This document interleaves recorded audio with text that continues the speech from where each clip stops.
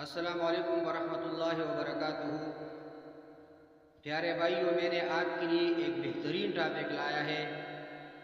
آئیے چلتے ہیں ہم اپنے ٹاپک کی طرف۔ نحمده ونصلی علی رسولہ الکریم، اما بعد فاعوذ باللہ من الشیطان الرجیم، بسم اللہ الرحمن الرحیم۔ السلام علیکم ورحمۃ اللہ وبرکاتہ۔ پیارے بھائیوں، ہمارے موضوع ہے آج، اگر تمام شر سے بچنا ہے تو ان کلمات کو پڑھیے۔ صبح و شام پڑھنے کی دعا، صبح اور شام کو 3 مرتبہ پڑھیے۔ بسم اللہ الذی لا یضر مع اسمہ شیء فی الارض ولا فی السماء وهو السمیع العلیم۔ بسم اللہ الذی لا یضر مع اسمہ شیء فی الارض ولا فی السماء وهو السمیع العلیم۔ بسم اللہ الذی لا یضر مع اسمہ شیء فی الارض ولا فی السماء وهو السمیع العلیم۔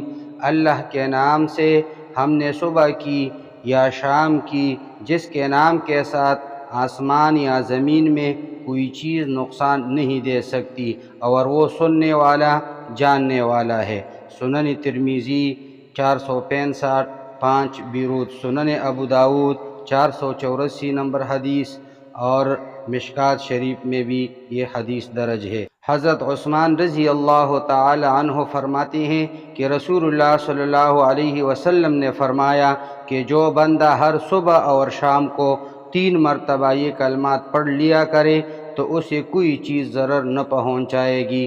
دوسری روایت میں ہے کہ اسے کوئی ناگہانی بلا نہ پہنچے گی۔ اقول قولی ھذا استغفر اللہ لی ولکم ولسائر المسلمین۔